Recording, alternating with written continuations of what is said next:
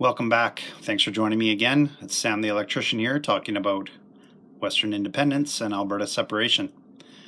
Today is my 50th video, the 50th video spectacular.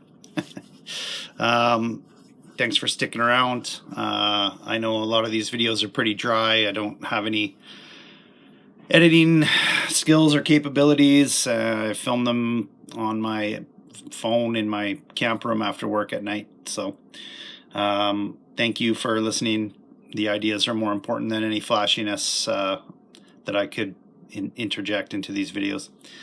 So today, the Alberta Independence Party, which is the provincial level independence party here in Alberta, released a draft of their party constitution, which is a good document. I've read it. I'm going to read it in a minute here. We'll go over some of the finer points of it. And they've asked members to comment and take a survey. I'm a member of the party. I support any move towards freedom and independence, regardless of who it comes from. Every step we take further away from Ottawa is a good step, in my opinion.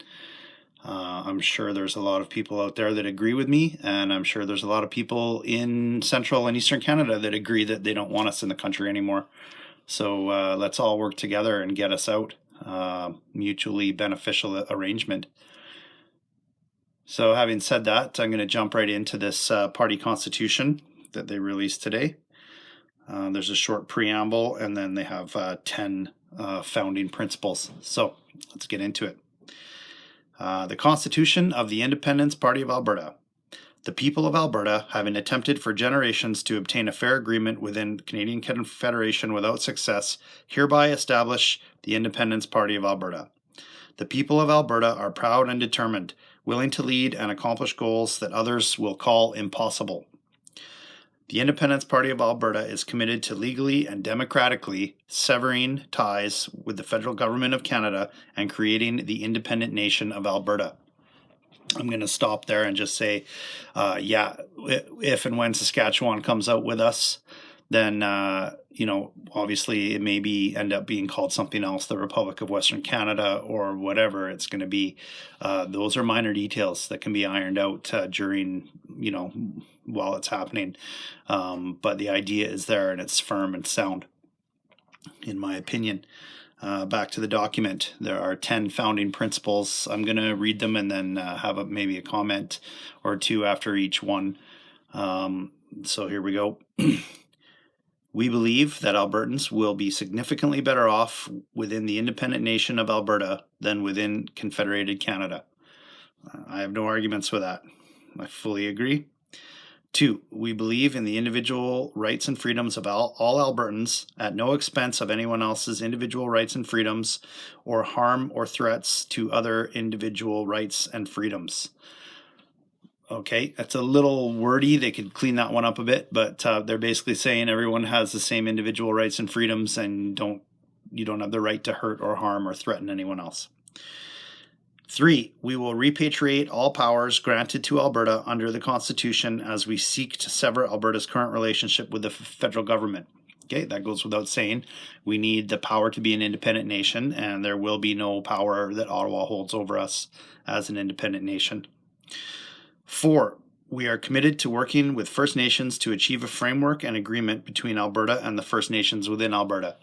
Again, I agree. I made a video about that. I can't believe that the First Nations would want to stick with Ottawa after the years and decades of shoddy treatment handed out to them by Ottawa and the federal government. They surely must be able to strike a better deal with the new nation, and they'd be given a fair shake as equal citizens and not some sort of marginalized race that's shunted to the side and ignored all the time.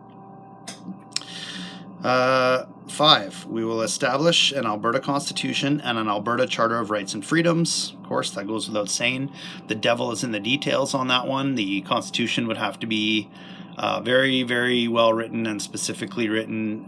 In my opinion, it would have to almost mirror the United States Constitution and form a strong foundation of freedom of speech, religion, assembly, Second Amendment rights, such as the right to keep and bear arms, things like that.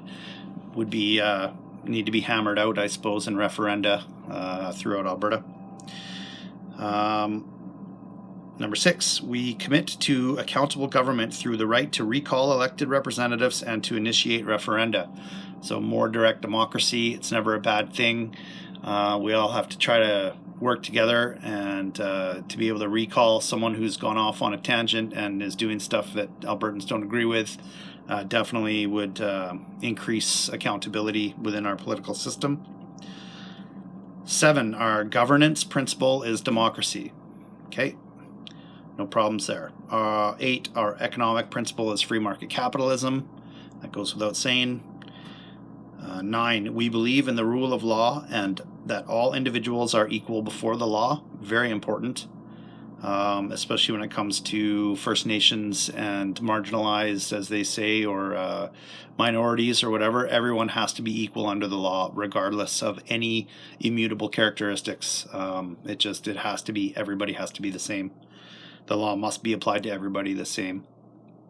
And 10, the creation of an independent Alberta requires support from the majority of Albertans. Therefore, the party will work towards an image, message, and policies that reflect the values of most Albertans within the bounds of these founding principles.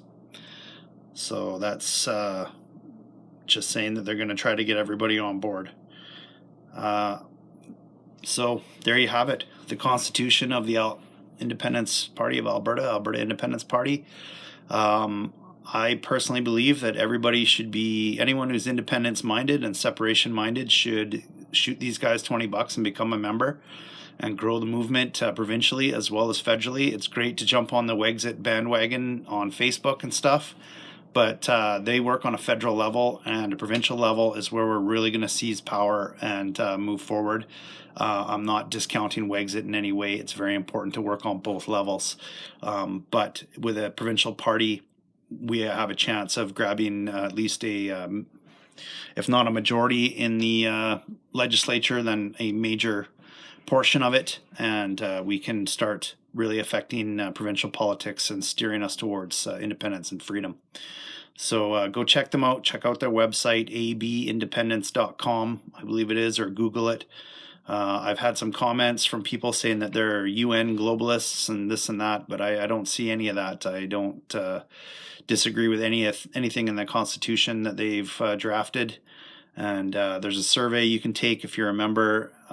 So get on board and give them your support. And another big piece of news that came out recently was Wexit Saskatchewan has applied for party status with the Federal Elections Commission, so they got enough signatures. So we're going to see a Wexit Saskatchewan working alongside Wexit Alberta in the future in federal level elections. So that's always a great thing. Good on you, Saskatchewan. Like I said before, let's all walk together towards freedom. Take it easy.